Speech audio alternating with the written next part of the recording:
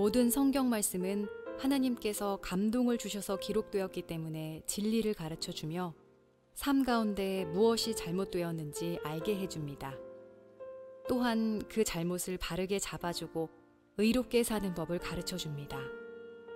말씀을 통해 하나님을 바르게 섬기는 자로 준비하게 되고 모든 좋은 일을 할 수 있는 사람으로 자라게 됩니다.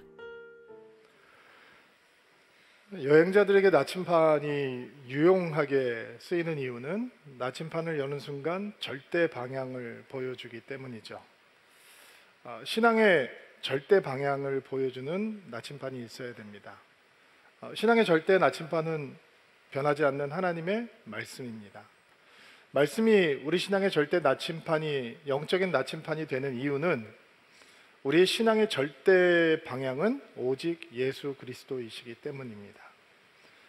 신앙이라고 하는 것은 예수를 향해야 하는 것이고 예수를 향해 자라야 하는 것이고 예수를 향한 방향을 놓치지 말아야 하는 것입니다. 신앙생활에서 예수라고 하는 절대 방향을 놓치는 순간 신앙은 방황이 됩니다. 길을 잃어버리게 되는 거죠. 예수를 오래 믿었다라고 이야기를 하고 교회를 오래 다녔다라고 이야기를 하더라도 예수 그리스도라고 하는 신앙의 절대 방향을 놓치면 방황하는 신앙을 살게 되는 것입니다. 교회를 다니면서 신앙에 대해서 진지한 마음을 갖게 되면 우리에게 어떤 거룩한 부담감이 생기냐면 성경을 좀 읽어야 되는데 라고 하는 거룩한 부담이 생깁니다. 느껴보셨죠? 그래서 특별히 연초 같은 시절을 만나면 이제 영적인 목표 이제 이런 것들을 세우게 되잖아요. 단골 메뉴가 뭐냐? 성경 일독입니다. 많이 해보셨을 겁니다. 서울드림길을 개척하고 깜짝 놀랐던 사실은 교회 생활을 10년, 20년, 30년을 했다고 하면서 성경을 한 번도 읽어보지 못했습니다 라고 하는 사람들이 대부분이었다라는 것이었습니다. 나는 사람들이 그렇게 성경을 안 읽고 사는지 몰랐습니다. 그런데 교회가 이제 작은 개척교회가 돼서 성경 공부를 하면서 성경을 읽어보셨나요? 라고 물어보면 눈을 안 마주치고 멋쩍게 웃는 분들이 많습니다. 초신자이신 모양입니다. 권사입니다. 집사입니다. 뭐 이렇게 얘기를 하는데 성경을 제대로 읽어보지 않은 분들이 많이 있는 거죠. 신 목사님하고 저하고 굉장히 고민했습니다. 어떻게 하면 성도들이 성경을 읽게 해줄까? 그래서 저희는 개역 개정 성경을 선택하지 않고 쉬운 성경을 선택했습니다. 제가 이전에 목회하던 교회도 우리말 성경이라고 하는 현대어 성경을 선택했습니다. 왜냐하면 개역 개정을 사람들이 읽고 제대로 이해하지를 못하더라고요. 교회를 오래 다닌 사람은 모르는데 신앙을 처음 접했다든지 신앙에 익숙하지 않은 사람들은 성경 언어가 너무 딱딱하고 쉽게 이해할 수 없는 언어이기 때문에 성경을 읽으려고 시도조차 안 하는 것들을 보게 돼서 우리는 현대어 성경을 선택했습니다.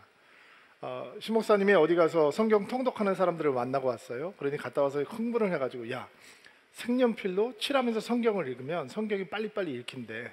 예수님께서 말씀하신 거는 빨간색으로, 뭐 약속에 대한 말씀은 녹색으로 이렇게 칠하면서 읽는다는 거예요. 손가락에다가 이렇게 확 색연필을 끼워놓고 읽는다는 거예요. 색연필도 가져오고 색칠한 성경책도 가져왔어요. 신 목사님 왜 그렇게 하셨겠어요? 성경 읽게 해주고 싶은 거, 어떻게 해서든지 읽게 도와주고 싶은 거죠. 저는 의심이 많은 사람이라 야, 그렇게 성경을 읽는 사람이 누가 있냐 이렇게 얘기를 했어요. 시도해봤어요. 성경 스몰 그룹으로. 됐을까요? 안 됐을까요? 잘 안 됐어요. 어떻게 하면 성경을 제대로 읽을 수 있게 해줄까? 통독 프로그램을 찾게 됐어요. 교재를 만들어야 되는데 쉬운 성경으로 안 돼 있었기 때문에 저자에게 전화하고 출판사에게 전화하고 미팅하고 쉬운 성경을 베이스로 한 성경 통독 이 교재도 저희가 따로 찍어달라라고 부탁을 하고 시작을 했어요. 그랬더니 성도님들이 성경을 읽기 시작하더라고요. 성경을 읽으면서 처음 만나게 되는 이 큰 장애물은 어디서 등장을 하냐면 출애굽기 중반에 등장을 해요. 그래도 창세기를 읽기 시작하면 뭐 익숙한 이름들 나오잖아요. 아브라함도 나오고 이삭도 나오고 이해할 수 없는 야곱도 등장하고 또 멋진 요셉의 이야기를 읽다 보면 창세기가 끝나요. 이거 성경 괜찮네, 재밌네. 출애굽기를 읽으면 이집트에서 이스라엘 백성들이 탈출을 하고 막 감개무량하려고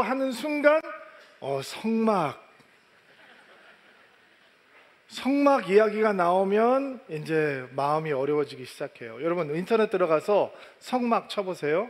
인터넷 들어가서 성막에 들어가고 있는 가구들의 이름을 한번 쳐보세요.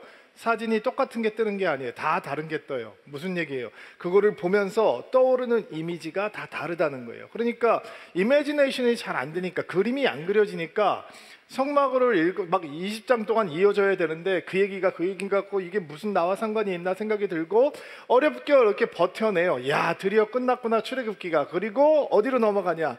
레위기가 열리는 거예요. 그리고 길을 찾을 수 없는 수풀이, 늪이. 그래서 레위기를 읽다가 너무 지루하니까 못 읽겠으니까, 이 제사를 드리고 있는 문화도 아니고 이 제사 드리는 방법, 그 수많은 제사들, 이거 내가 읽어서 무슨 소용이 있지? 난 역시 구약하고 안 맞아. 신약으로 넘어갈랜다. 마태복음을 딱 피는데 누가 낳고 또 낳고 또 낳고, 아, 이 성경을 읽기는 읽어야 되는데 가까이 하기엔 너무 먼 당신, 이런 생각을 하면서 교회를 오래 다녔지만 성경 읽어보셨습니까? 라고 하면 자신 있게 성경을 제대로 읽었다라고 얘기하는 사람들이 많이 없어요. 근데 성경은 주저없이 우리들한테 뭐라고 선포하고 있냐면 너희는 여호와의 선하심을 맛보아 알지어다 얘기해요. 충격적인 얘기죠. 하나님을 맛볼 수 있다는 거예요. 말씀도 맛볼 수 있어요. 계시록에는 굉장히 도전적인 메시지가 등장을 하는데, 사도 요한이 천사가 작은 두루마기를 요한에게 주면서 받아 먹으라 이렇게 얘기를 해요. 받아 읽으라 라고 얘기를 하지 않고 받아 먹으라 라고 이렇게 얘기를 해요. 예수님께서는 자기 자신에 대해서 뭐라고 말씀하시면 나는 생명의 떡이다. 이는 하늘에서 내려오는 떡이니 사람으로 하여금 먹고 죽지 아니하게 하는 것이라. 예수님께서는 생명의 떡이, 나를 먹어야지 죽지 않는다 이렇게 말씀을 하셨어요. 여러분, 성경은 책이잖아요. 활자잖아요. 이 활자는 죽어 있어요. 성경책이 죽어 있다는 얘기가 아니라 성경책은 죽은 활자로 우리에게 다가온다고. 여기 생명력이 없어요. 이게 생명력이 있게 살아나려면 읽는 거룩한 행위가 시작이 돼야 돼요. 그렇지 않으면 우리와 상관없는 말씀이 되는 거예요. 이 죽은 활자가 어떻게 생명력이 있는 하나님의 말씀이 되느냐? 읽는 거룩한 행위를 통해서 하나님의 성령이 우리 가운데 역사하셔서 이 말씀이 우리 바깥에 있지 않고 우리 안으로 들어오는 것을 경험을 해야 돼요. 이게 먹는다라고 하는 표현이에요. 자, 우리가 음식을 쳐다보아요, 묵상해요, 바라보아요, 맛있겠다라고 생각해요. 그러나 그 음식은 우리 바깥에 있어요. 그러니까 우리를 배부르게 하지 못하죠. 음식을 먹는 순간 음식은 우리 안으로 들어오는 거예요. 성경을 읽는다라고 하는 거룩한 행위는 하나님의 말씀을 먹는다는 행위이고, 하나님의 말씀을 먹는다라고 하는 것은 우리의 생명떡이신 예수 그리스도를 먹는 거룩한 행위가 되는 것입니다. 여러분, 예수 그리스도의 말씀이 우리 바깥에 머물러 있으면 아무런 영향력이 없어요. 성경이 우리 바깥에 있는 동안에는 위험한 책이 아니에요. 그러나 성경은 우리 안으로 들어올 때 위험한 책이 되는 거예요. 성경은 우리 바깥에 있을 때 생명력이 없어요. 성경은 우리 안으로 들어올 때 살아서 운동력 있는 말씀이 되는 거예요. 성경이 우리 바깥에 있을 때는 어떤 컨트롤도 우리에게 가하지 못하죠. 그러나 성경이 우리 안으로 들어올 때 성경의 말씀은 빛이 되고 등불이 될 수 있는 거예요. 성경이 우리 바깥에 있을 때 성경은 논쟁의 주제예요. 그러나 성경이 우리 안으로 들어오는 순간 순종의 대상으로 변하게 되는 거죠. 성경은 우리 바깥에 있을 때 지루한 자장가 같아요. 그래서 잠 안 오면 성경책 읽는 거예요. 그러나 그 말씀이 우리 안으로 들어오면 혼과 영과 관절과 골수를 쪼개는 능력의 말씀이 되는 거예요. 성경이 우리 바깥에 있으면 무시해도 되는 공문서에 불과해요. 그러나 성경이 우리 안으로 들어오면 우리를 태우고 부흥시키는 하나님의 불이 되는 거죠. 그러니까 성경 말씀을 먹는다는 것, 생명의 떡이신 예수 그리스도를 먹는다는 것, 그 행위를 통해서 우리의 믿음과 영성은 예수를 향해서 자라나기 시작하는 것입니다. 저희 목회자들도 그동안 1년에 2번씩 성경 통독해 왔습니다. 여러분들이 성경 통독하는 동안 우리도 영적인 리더인데 우리가 읽어야지 라고 하면서 저희는 2번, 장로님들은 1년에 1번씩 성경 통독에 함께 합니다. 그런데 목회자들이 대부분 하루 일정이 일찍 시작하고 늦게 끝나다 보니까 성경 통독 완독 사인이 문자들이 언제 올라오냐면 밤 11시 정도 되면 올라오기 시작합니다. 아무래도 목사님들이 젊다 보니까 아이들도 다 재워놓고 이제 한가한 시간에 성경을 읽고 이렇게 그때 올리는 것 같아요. 저도 그때 성경을 읽을 때가 많이 있거든요. 그런데 제 경험입니다. 아마 여러분은 그런 경험이 없으실 거라고 생각합니다. 근데 저는 종종 이런 경험이 있었습니다. 성경을 이제 완독을 올리려면 빨리 읽어야 되는데 앉아서 성경을 읽으면서 가끔 이런 생각을 할 때가 있었습니다. 이렇게 빨리 읽어도 되는 건가? 제가 목사인데 이렇게 표현해서 너무 죄송한데 좀 경건하지 않은 표현이라 성경을 이렇게 읽어 제껴도 괜찮은 건가? 요즘은 또 이렇게 성경을 보기도 하지만 이렇게 성경을 보기도 하잖아요. 와, 내 손가락이 이렇게 빨리 올라가나? 라고 할 정도로 아니 이렇게 성경을 빨리 읽으면 내 안에 이렇게 남는 게 없을 수도 있는데 이런 생각을 하면서 빨리 읽고 완독 이렇게 올리고 오늘도 끝나구나 이런 경험이 여러분은 없으시겠지만 저는 간혹 있었던 것을 고백합니다. 그리고 저는 성도들을 생각했습니다. 성도들은 때때로 우리보다 더 바쁘게 지내기도 하는데 되게 바쁘겠구나. 성경 읽으려면 1시간 정도 읽어야 되는데 이게 되게 힘들겠다. 몸도 피곤하고 성도들도 혹시 이런 마음으로 성경을 읽게 되면 어떡하지? 이런 마음들을 가져보았습니다. 저는 성경 통독 프로그램이 나쁘다, 무의미하다 이런 얘기를 하는 거 결코 아닙니다. 그거는 여러분들에게 성경을 읽게 해주는 거룩한 도전의 장이 되고 있습니다. 감사한 일이죠. 근데 올해 예수께로 돌아가자 오직 예수라고 하는 말씀을 표대 삼고 가기 위해서 Reading Jesus라고 하는 프로그램에 대해서 진지하게 고민을 하게 됐습니다. 2번 읽을 수 있는 성경을 한 번만 읽는 거잖아요. 40주 동안 호흡을 좀 길게 가져가는 거죠. 그리고 하루에 3장에서 6장을 읽다 보니까 급하게 서두르면서 읽지 않아도 되는 것이고, 신목사님과 대화를 하면서 신목사님과 제가 어떤 마음의 우려함을 표했냐면, 아니 결국 호흡이 이렇게 40주 동안 길어지면 90일 동안 이렇게 막 몰아치면서 읽으면 많은 사람들이 완독할 수 있는데 중간에 조금씩 게을러져서 이 호흡을 놓치게 되면 사람들이 성경을 못 읽을 텐데 괜찮을까, 이 긴 호흡이? 또 하나는 부지런한 사람들은, 열정이 있는 사람들은 그래도 1년에 2번씩 성경을 읽어왔는데 결국 한 번만 읽자는 얘기인데 사람들을 더 영적으로 게으르게 만들어 놓는 건 아닌가? 이런 마음 때문에 신목사님과 제가 거기에 대해서 진지하게 고민을 했었습니다.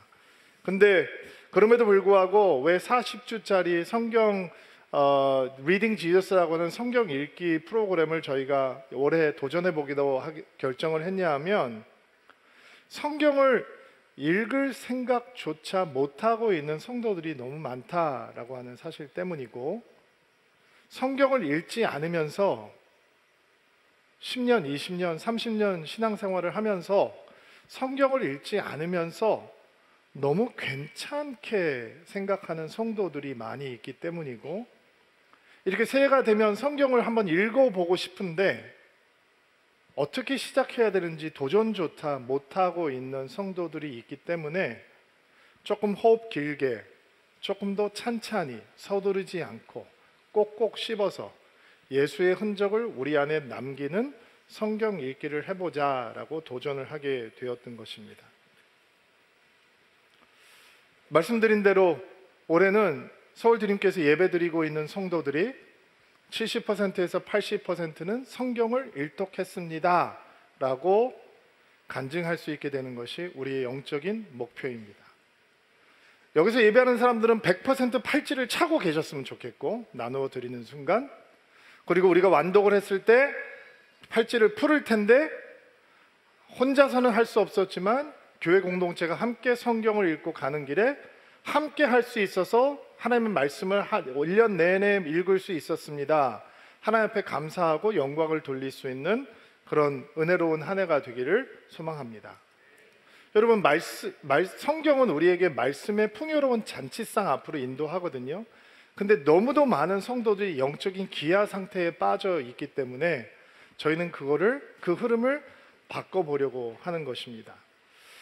공동체에 속해 있는 분들은 셀장님들 정말 잘 부탁드립니다. 여러분이 그거 뭐 해도 되고 안 해도 되고 이러면 큰일 나는 겁니다. 한 명도 빠짐없이 공동체에 들어와 있는 분들은 말씀 읽게 도와주셔야 되고, 공동체에 속하지 않은 분들은 저희 목사님들이 잘 도와드릴 테니까, 그리고 제가 공동체 목사님들에게 뭐라고 부탁을 드렸냐면, 매일매일 읽는 것 중에서 은혜가 되는 부분은 짧게 큐티하면서 단톡방에 올려줬으면 좋겠다. 셀장님들이 전체 인원들하고 나눌 수 있게. 여러분도 성경을 읽고 여러분 마음 가운데 은혜가 되는 부분들은 기록해 놓으시면 좋을 것 같아요. 그것들 나누는 것도 너무 좋고요. 목사님 그거 카톡 메시지 올라오는 거 엄청난 공예인데, 다른 공예는 다 허락하고 사시잖아요. 구독 알림 뭐 이런 거 다 해놓은 거 다 옳은 거는 괜찮은데 왜 말씀이 들어오는 거는 그게 뭐 공예라고 생각하고 불편하다고 생각하세요? 거룩한 침범을 허락하세요. 성도들이 받은 은혜들 올라올 때 그거 그냥 흘려보내지 마시고, 메시지도 읽지 않고 뭐 이렇게 하트 누르지 마시고, 읽고 그들의 흔적을 남기신 하나님께서 우리에게도 흔적을 남기기를 소망하고. 어떤 분들은 성경 읽으면서 이렇게 하시는 분들이 있어요. 목사님 출근할 때 성경 읽고 퇴근할 때 기도하면 너무 좋습니다. 그렇죠. 그 시간을 그렇게 사용할 수 있다는 건 굉장히 지혜로운 얘기죠. 근데 제가 권면하는 건, 올해는 지저스 리딩 프로그램을 하면서 시간을 파내세요. 여러분 핸드폰에다가 몇 시부터 몇 시까지 God, 하나님 이렇게 써놓고 전화도 안 받고 아무것도 안 하고, 그때는 아무도 못 들어오게 막아놓는 거예요. 30분 단위로 자르세요. 그 잔은 너무 그보다 짧은 시간은 너무 짧아요. 왜 출퇴근 시간에 큐티하고 기도하는 게 좋지만 시간을 파내야 되는가? 출근하다가 예수님 오시면 어떡할래요? 성령께서 오시면 어떡할 거예요, 여러분? 기도하다 성령 오시잖아요. 그럼 지하철에서 주여 삼창 하실 거예요? 무릎 꿇으실 거예요? 못 하거든요. 하나님께 반응할 수 있는 방법이 없어요. 물론 여러분이 자가 운전하면서 기도할 때 통성으로 기도하면서 막 성령이 오시면 뜨겁게 기도할 수 있겠죠. 그러나 대부분 사람들이 대중교통 통해서 출근하는 경우가 많기 때문에 그 시간에 성령께서 오셨을 때 반응할 수 없다면 그 시간은 하나님과 내가 하는 시간이 아닌 거예요. 내가 하나님 앞에 반응할 수 있는 시간이어야 되고, 성령께서 내 안에서 강력하게 역사하실 수 있는 시간이어야 돼요. 정말 힘들고 바쁘신 분이라면 점심시간 이용하세요. 점심시간 때 10분 김밥 드세요. 주변 사무실 근처에 보면 교회가 꼭 있어요. 문 열린 교회가 있다고요. 가세요. 성경 퍼놓고 성경 읽고 말씀을 붙들고 기도하세요. 1년 동안 40주 동안 그렇게 하면 여러분 영성 달라집니다.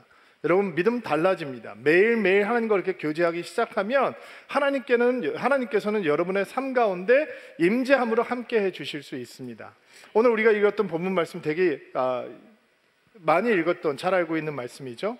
저는 이 말씀을 통해서 예수라고 하는 절대 방향을 놓치지 않는 성경 읽는 방법, 어떻게 성경을 읽으면 예수 그리스도라고 하는 이 절대 방향을 놓치지 않고 오직 예수라고 하는 신앙을 견지할 수 있는 그런 믿음을 가질 수 있을까, 성경 읽기가 될 수 있을까, 5가지 기도를 여러분과 나누려고 합니다. 16절, 17절 말씀, 오늘 본문 말씀 먼저 한번 읽어볼게요. 시작. 모든 성경은 감동을 주셔서 기록되었기 때문에 진리를 가르쳐주며 무엇이 잘못되었는지를 알게 해줍니다. 또한 그 잘못을 바르게 잡아주고 의롭게 사는 법을 가르쳐줍니다. 말씀을 통해 하나님을 바르게 섬기는 자로 준비되게 하고 모든 좋은 일을 할 수 있는 사람으로 자라나게 됩니다. 자, 개역 개정으로도 한번 읽어볼게요.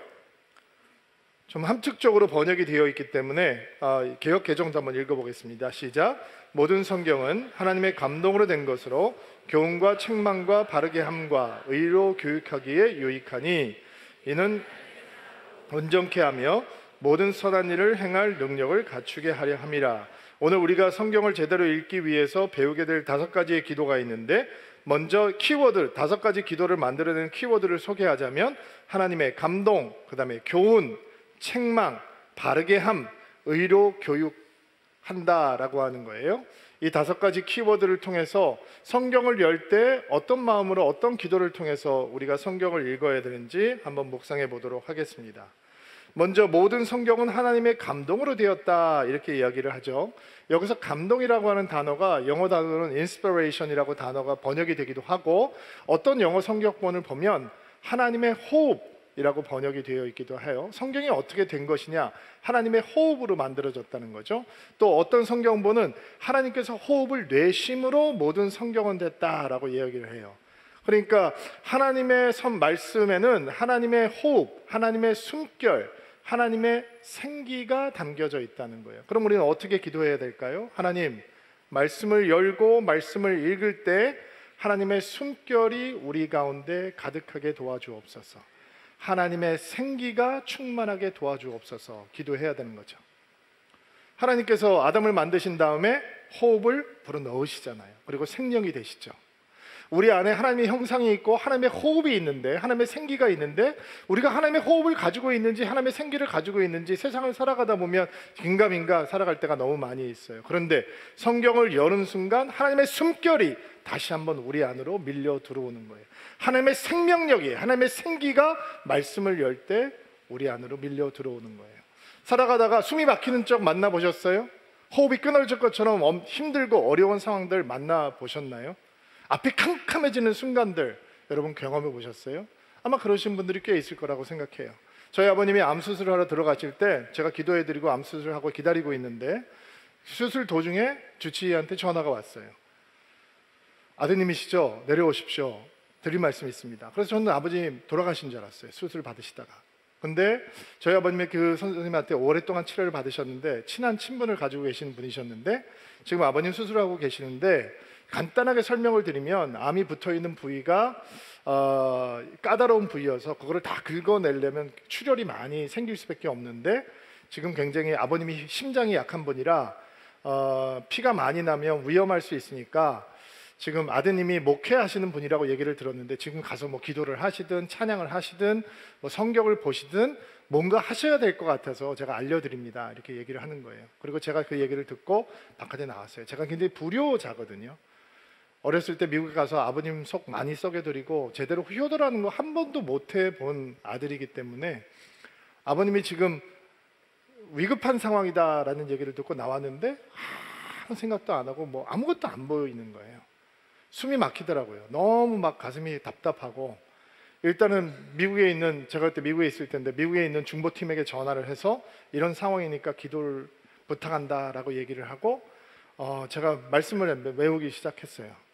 너는 마음에 근심하지 말라. 하나님을 믿으니 또 나를 믿으라. 막 이런 말씀을 붙들기 시작했어요. 내가 너를 향한 내 뜻은 아니 재앙이 아니요 평안이니 하나님 재앙이 아닌 줄로 믿습니다. 막 말씀을 붙들었어요. 그 뒤 숨이 좀 쉬어지더라고요. 신 목사님이 이런 간증을 할 때 제가 참 동감을 했는데 옛날에 은행원에서 일하던 시절에 갑자기 전화가 왔는데 동생이 교통사고를 당했으니까 치료비를 빨리 입금해야 된다. 그 당시 보이스피싱이었던 거예요. 근데 아주 막내 동생을 사랑하거든요. 끔찍하게 사랑하는 막내 동생이 있는데 동생이 크게 다쳐서 뇌수술을 받아야 되는데 빨리 그 입원금을 치료비를 내지 않으면 수술이 안 되니까 빨리 일단 돈부터 입금하고 여기 달려와라 라고 얘기를 하니까 신 목사님이 가슴이 턱 막힌 거죠. 그리고 은행에서 아무도 들어오지 않는 조용한 방으로 들어갔대요. 그게 어디냐면 금고죠. 금고에 들어가서 말씀을 암송하기 시작했대. 막 눈물을 흘리면서.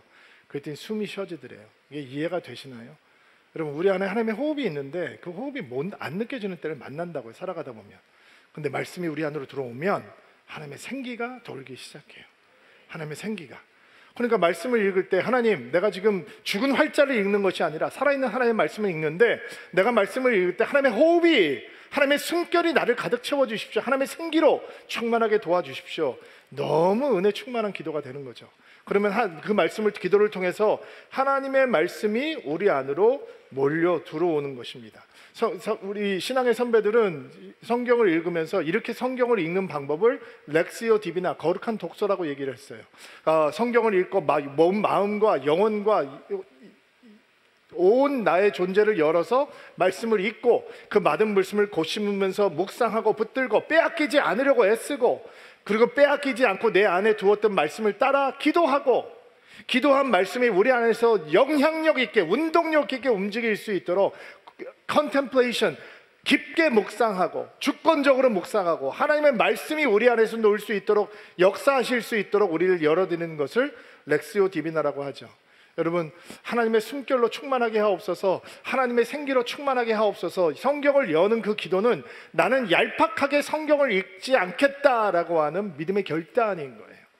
두 번째 기도는 하나님 말씀을 읽을 때 나를 교훈하여 주옵소서라고 하는 기도예요. 나를 가르쳐 주옵소서. 왜냐하면 하나님의 감동으로 된 것이니 교훈하기에 유익하다 그랬거든요. 교훈이라고 하면 사람들이 생각하기에 지식적인 정보를 생각하기 쉬운데 그렇지 않습니다.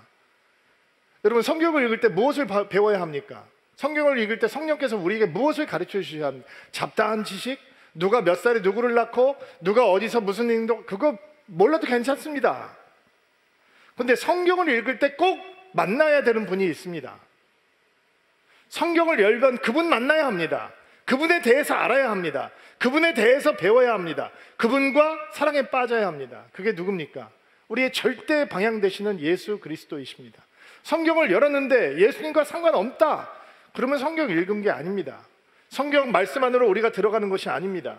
성경을 읽는 이유는 예수를 보기 위해서입니다. 예수를 만나기 위해서입니다. 예수를 붙들기 위해서입니다. 예수를 향해서 자라나기 위해서입니다. 성경을 열 때 우리는 예수 그리스도를 가르쳐 주옵소서, 예수 그리스도를 더 배울 수 있도록 도와주옵소서 라고 하는 기도를 배워야 하는 것입니다. 그래야 그 성경을 읽으면서 그리스도의 장성한 분량까지 자라지 않겠어요? 세 번째, 우리가 성경을 읽으면서 배워야 하는 기도는 하나님 말씀을 읽을 때 말씀이 나를 책망하여 주옵소서라고 하는 기도입니다. 부담스러운 단어죠. 그러나 성경이 우리를 꾸짖고 책망하실 때가 있습니다. 굉장히 고통스럽고 부담스러운 경험입니다. 그러면 성경이 왜 우리를 책망하시는가? 왜냐하면 하나님께서 우리를 사랑하시는 아빠이시기 때문입니다.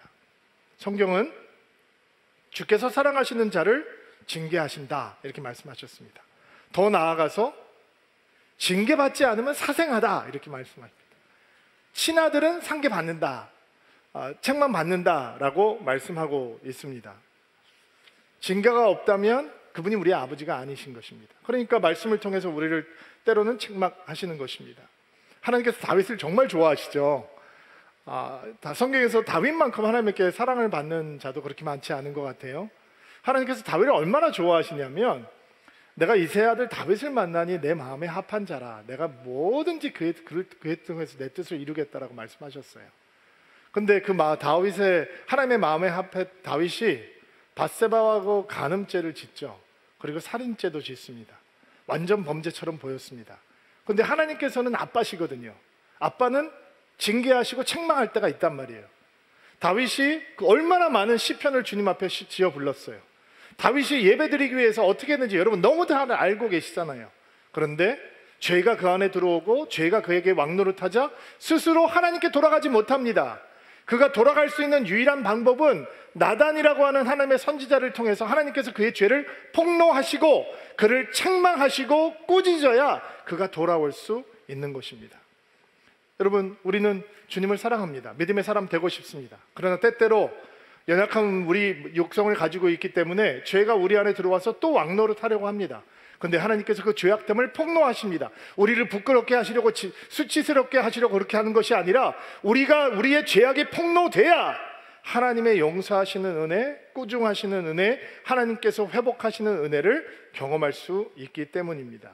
오직 예수님만이 우리를 죄악에서 돌이킬 수 있게 하시는 분이시잖아요. 그러니까 우리는 말씀을 열 때 하나님의 말씀이 나의 죄악을 책망하고 꾸짖어 주옵소서, 기도할 때 말씀의 능력을 만나게 되는 것이죠.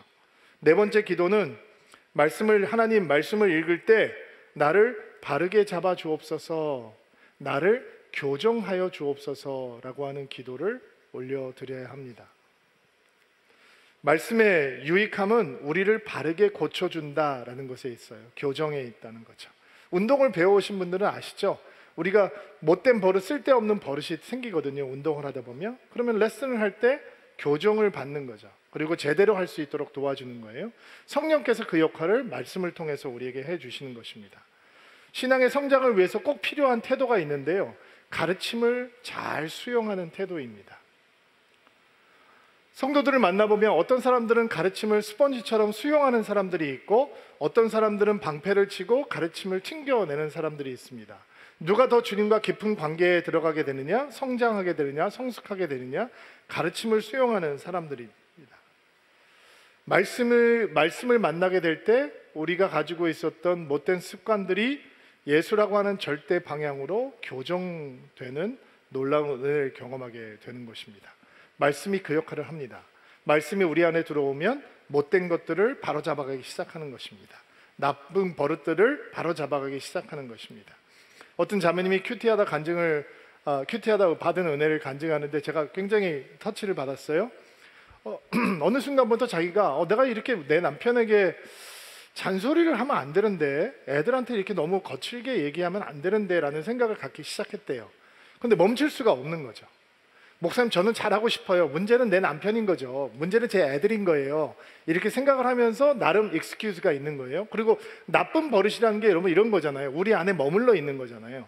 내가 고치고 싶은데 스스로 고칠 수 없어서 계속 이렇게 남아있는 거잖아요. 그러니까 교회 생활을 오래 했는데 어떤 사람들은 만나면 불평하고 불만하고, 어떤 사람은 만나기만 하면 다른 사람에 대해서 가십하고 험담하고, 어떤 사람은 남한테 성기만 받는 거 좋아하고, 어떤 사람은 늘 자기만 손해보는 거 싫고 그리고 불편한 거 싫어하고, 어떤 사람은 늘 그냥 다른 사람들에게 상처 주는 말만 하고, 이런 사람들, 못된 버릇들이 있는 사람들이 있잖아요. 좀 고치라 그러면 오히려 화를 내잖아요. 그런 것처럼 이 자매님도 내가 이렇게 남편에게 잔소리하면 안 되는데, 거칠게 얘기하면 안 되는데, 애들한테 이렇게 소리 지르면 안 되는데, 이러면 애들하고 관계가 무너질 텐데 라고 하는데 스스로 고칠 수가 없었던 거예요.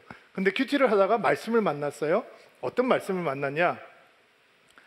다투며 성내는 여인과 함께 사는 것보다 광야에서 혼자 사는 것이 나으니라.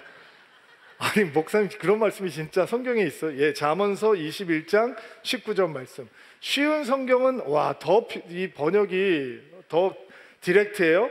따지고 바가지 긁는 아내와 함께 사는 것보다 사막에 홀로 사는 것이 낫다. 자매가 이해가 되는 거죠. 남편이 왜 그렇게 자연인이라고 하는 프로그램을 열심히 보는지 알게 되는 거예요. 저 사람 로망이 저기구나. 저기 산속에 가서 혼자 그렇게 살고 싶은 거구나. 말씀이 이렇게 부딪혀 오기 시작하는 거예요. 그리고 자기가 안 되니까 말씀이 내 안에 들어와서 나를 교정하려고 하니까, 주님 사랑하는 자매니까 기도를 하는 거예요. 하나님, 내가 어떻게 잔소리 멋지겠습니까? 하나님께서 내 잔소리를 격려의 소리로 바꿔주시고, 내 거친 말을 중보의 기도로 바꿔주시고, 다 남의 얘기라고 아멘을 안 하네. 그 자매는 막 이 기도를 하면서 은혜를 받으면서 열심히 기도했다는 거예요. 그리고 본인이 스스로 변화되는 것을 알게 됐다는 거예요. 그리고 비포 앤 애프터가 이런 거예요. 예전에는 아내의 말이 거칠어지기 시작하자 아내가 쓱 들어왔는데 남편하고 애들이 막 히히깔깔거리면서 재미있게 놀고 있더래요. 근데 엄마가 딱 들어오니까 아빠가 그러더래요. 야, 얘들아, 엄마 왔어. 이제 우리 그만. 그리고 다 경건한 모습으로 앉아 있었다는 거죠. 근데 이 자매가 말씀이 와서 그의 모습을 교정하기 시작하니까 어느 순간부터 장 보고 들어가서 안으로 들어가니까 남편하고 아이들이 깔깔거리고서 놀다가 남편이 아내에게 이렇게 얘기를 하기 시작하더래요. 여보, 당신도 일로 와봐. 말씀이 우리 안에 들어오면 그 교정의 능력이 있는 거예요. 어떤 형제님은 일터에서 빛나는 믿음을 통해서, 숙제를 통해서 이런 간증을 하셨더라고요. 목사님, 저는 예수님 사랑합니다. 잘 믿고 싶습니다. 그런데 나는 일하는 건 너무 싫습니다. 직장 너무 싫습니다. 나에게 신의 직장이란 일 조금 시키고 많이 놀게 해주고 돈 많이 준 직장이고, 나는 직장에서 성실한 건 별로 큰 가치라고 생각하지 않습니다. 나는 교회에서 매우 성실한 성도입니다. 근데 목사님께서 강의를 하시다가 일터가 예배 자리고 일하는 것이 당신에겐 예배다. 그러니까 내일 일터에 나가면서 나 일 갔다 올게, 출근하고 올게 라고 얘기하지 말고, 여보, 나 예배하고 올게 라고 인사하고 출근해라. 그러다가 이런 성경을 읽었다는 거예요. 그러므로 형제들아, 내가 하나님의 모든 자비하심으로 너희를 권하노니 너희 몸을 하나님이 기뻐하시는 거룩한 산 제사로 드리라. 이는 너희의 드릴 영적 예배니라. 내 직장 일터가 내 영적 예배여야 되는구나. 그럼 하나님 잘 드려야죠 라는 마음이 생겼다는 거예요. 교정이 일어나는 거죠. 말씀을 읽을 때마다, 이 말씀은 우리 아내의 말씀이네. 이건 내 남편을 위한 말씀이야. 이거 김 집사가 꼭 들어야 돼. 여사 목사가 이런 설교 안 하고 뭐 하는 거야. 이렇게 생각하면 교정의 능력이 없는 것이고, 말씀을 열 때 하나님, 주의 말씀이 나를 바로잡아 주옵소서, 나를 교정하여 주옵소서 라는 순간 말씀이 우리에게 빛이 되고 능력이 되는 것이죠. 마지막 5번째 기도는, 하나님, 말씀을 읽을 때 나를 의로 인도하여 주옵소서, 거룩으로 나갈 수 있게 교육하여 주옵소서 라고 하는 기도입니다. 시편 기자는 이렇게 고백하죠. 주께 범죄하지 않기 위해서 주의 말씀을 내 마음에 두었습니다. 죄가 참 거부하기가 힘들어요. 여러분, 말씀 없이 죄 이길 수 있나요? 믿음 없이 여러분 죄 이겨낼 수 있어요? 참 이상하죠? 아무것도 아닌 것 같은데 이 말씀을 열기 시작하고 이 말씀을 먹기 시작하면 하나님을 사랑하기 위해 죄를 미워할 수 있는 힘이 생기기 시작해요. 세상이 주는 쾌락보다 예수가 주는 희락을 더 소망하고 사모하게 돼요. 내가 연약한데 이 말씀을 먹는 순간 나는 세상을 이길 수 있는 믿음의 힘이 있습니다 라는 고백을 하게 해줘요.